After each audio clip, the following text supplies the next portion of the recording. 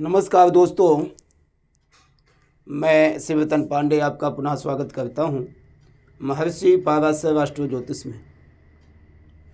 दोस्तों, हमारा जो डिस्कशन है मिथुन लग्न है और मिथुन लग्न के तृतीय भाव में मंगल का डिस्कशन हमारा हो रहा है। मंगल हमें सिंह राशि के क्या फल देंगे उसके विषय में हमें बात करनी। देखिए, लग्नेश बुध हो गए और तृतीय भाव में सिंह राशि के मंगल बैठे। तो सिंह राशि कैसे बनती है?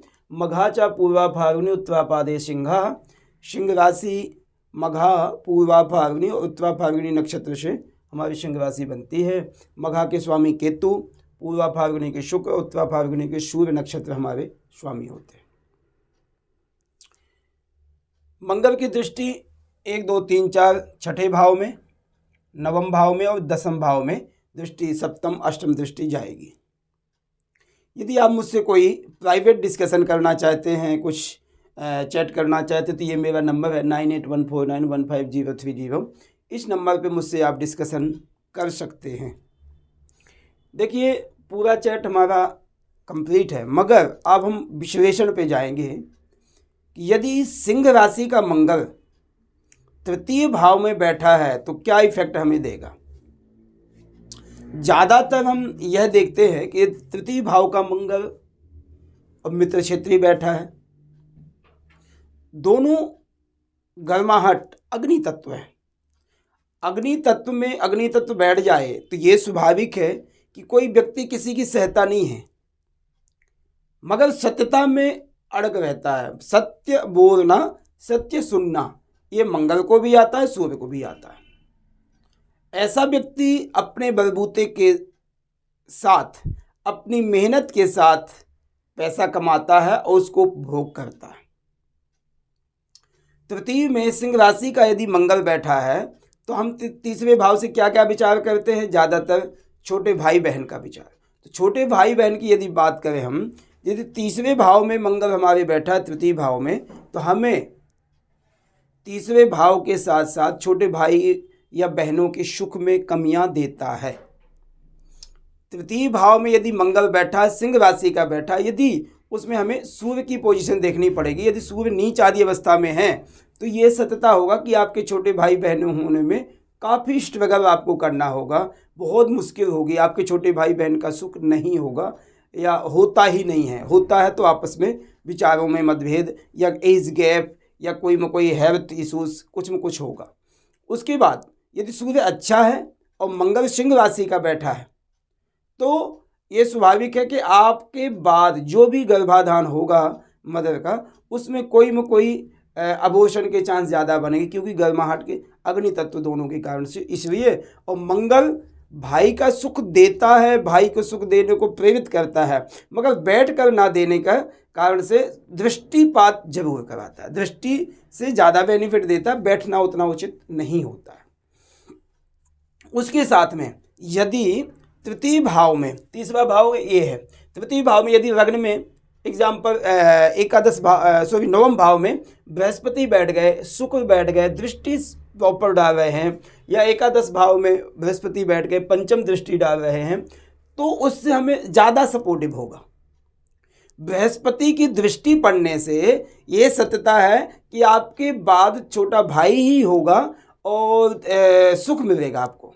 यदि शुक्र की दृष्टि, बुध की दृष्टि है तो उसमें बहन का सुख मिलेगा। और यदि बुध शुक्र आदि कोई भी ग्रह दृष्टि डाल रहा तो बहन भाई का सुख अवश्य मिलेगा। यदि अकेले मंगल वहाँ पर बैठे हैं तृतीय भाव में तो उस भाव को वहाँ पर बिगाड़ते हैं, उस भाव के संबंधित चीज़ों को संघर्ष दिलाते हैं। तो उस भाई का सुख देता है वो भाव, हमें भाई का सुख, बहन का सुख देता है, तो उस भाई बहन के सुखों में कमियां प्रदान करेगा। काफ़ी संघर्ष करके, काफ़ी बलबूते, काफ़ी मेहनत करने के बाद आपके भाई बहन होंगे।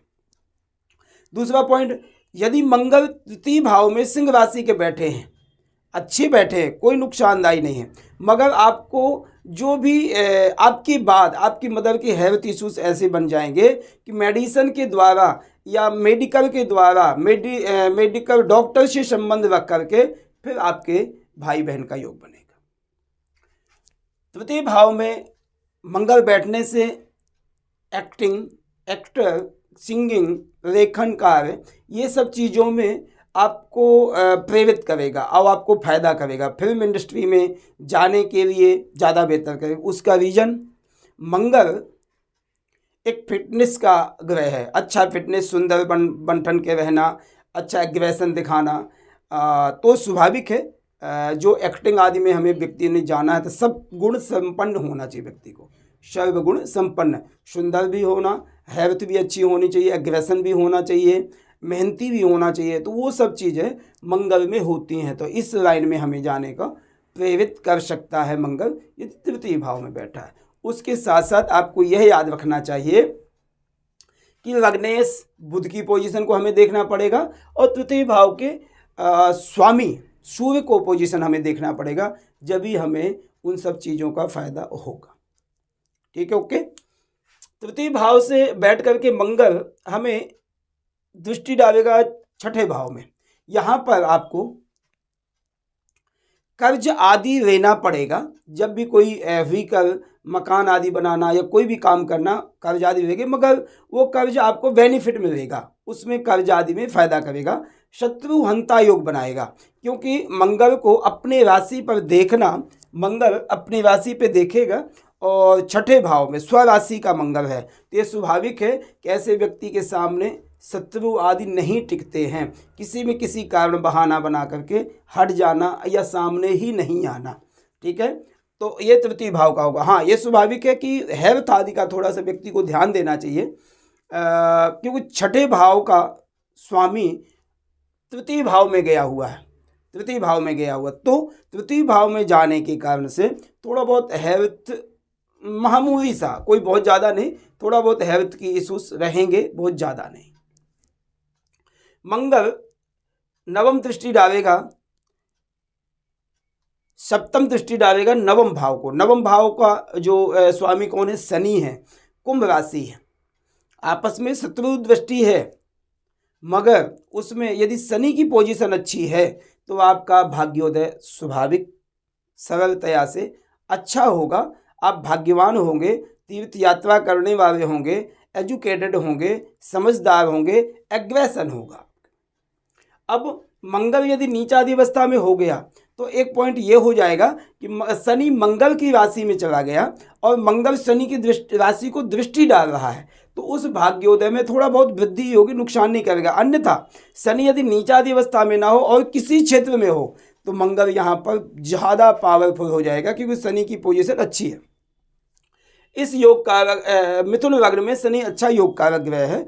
इस कारण से आपको यह पता होना चाहिए कि शनि की पोजीशन यदि थोड़ी बहुत अच्छी है तो मंगल की दृष्टि अच्छी है।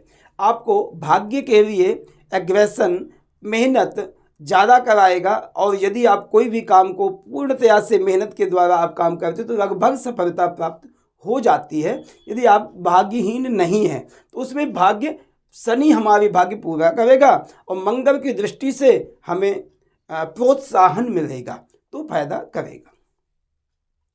मंगल की दृष्टि अष्टम दृष्टि पड़ेगी दसम भाव को। दसम भाव की दृष्टि अच्छी है, बृहस्पति की दृष्टि है। मैंने पहले कहा है कि मंगल आदि ग्रहों को यदि शांत करने का किसी ग्रह में दम है तो बृहस्पति है। जिस व्यक्ति के बृहस्पति चार्ट में बहुत अच्छा है तो सभी ग्रहों का प्रभाव, बुरा प्रभाव को भी कंट्रोल करेगा और एग्रेशन आदि को भी बृहस्पति कंट्रोल कर सकता है। एक धार्मिक व्यक्ति होगा। एक बात का ध्यान देना, यदि कोई आपके घर में कोई संतान ऐसी है, बहुत गुस्सा, बहुत झगड़ेलू ये स्वभाव है, तो आप क्या कहेंगे? उसको अपने गुरुओं के या अपने से बड़े कोई पूजनीय होंगे उनके पास जाएंगे, उनसे ब्लेसिंग दिलाने की कोशिश करेंगे। वही काम बृहस्पति का है।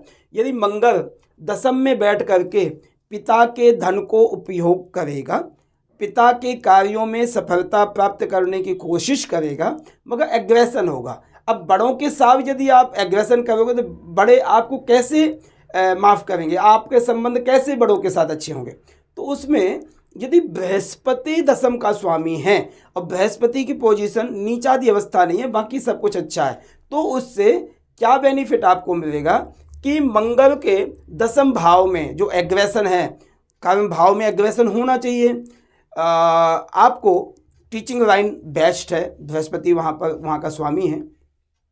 दूसरी बात, पॉलिटिक्स आपके लिए अच्छा रहेगा। आपको पुलिस सेक्टर बहुत अच्छा रहेगा। पुलिस सेक्टर यानी आर्मी हो गया, पुलिस हो गया, ये सब चीज़ें बहुत बेहतर करेगी। दसम में मंगल की दृष्टि तृतीय में बैठ करके सूरज की राशि में बैठा है। ऐसे व्यक्ति को स्पोर्ट्समैन में बहुत ज़्यादा सफलता मिलती है। ऐसा व्यक्ति किसी भी स्पोर्ट्स को अपना जीवन यापन करने के लिए एक औहदा बना सकता है, एक काम करने की क्षमता बना सकता है। तो इसलिए मंगल दसम में दृष्टि डालता है। बृहस्पति की पोजीशन अच्छी होने के कारण से आप यह कह सकते हैं कि आप डिफेंस में जा सकते हैं, डिफेंस के साथ साथ स्पोर्ट्स में जा सकते हैं। उसके बाद तीसरा नंबर आप पॉलिटिक्स में जा सकते हैं। ये सब काम आपके लिए बहुत बेनिफिट होंगे। चतुर्थ में आप डॉक्टर लाइन में भी जाने की कोशिश कर सकते हैं, क्योंकि वहाँ पर चीड़-फाड़ आदि होगा। तो आपका हौसला, आपका साहस, आपका पराक्रम अच्छा होना चाहिए। तो मंगल, सूर्य आदि हमें पराक्रमी, परिश्रमी बनाते हैं। इसलिए मंगल की पोजीशन जो मुझे यहाँ पर अच्छी लग रही है, ये पोजीशन बहुत बेहतर लग रही है। मंगल यदि केतु के नक्षत्र में है तो पीड़ित रहेगा, थोड़ा बहुत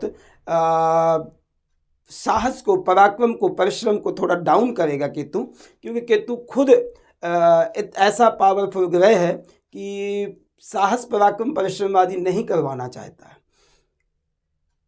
मंगल यदि पूर्वा फाल्गुनी नक्षत्र में, शुक्र की राशि में, शुक्र हमें बिजनेस पॉइंट ऑफ व्यू को बुद्धि से काम करने के लिए प्रेरित करता है, वो बहुत अच्छा रहेगा। यदि बिजनेस यदि आपने करना है तो पूर्वा फाल्गुनी नक्षत्र में यदि मंगल है तो आपको बेनिफिट देगा।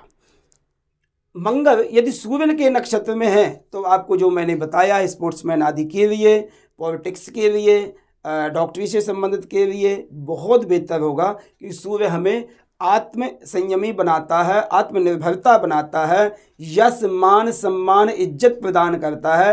वैसे तो सभी कामों में इज्जत, मान, सम्मान प्राप्त होती है, मगर स्पोर्ट्स आदि के लिए हमें सूर्य और मंगल की पोजीशन बहुत अच्छी होनी चाहिए। उसके बाद राहु, शनि आदि हम भी देखते हैं, मगर इन दो ग्रहों के मुताबिक हमें स्पोर्ट्स आदि में जाने का प्रेरित कर सकते हैं। इसमें क्या होता है, मंगल रोज पसीना बहवाता है, जैसे पुलिस में हो गए, फौज में हो गए, तो इनको व्यक्ति को अपने फिटनेस का भी बहुत ध्यान देना पड़ता है।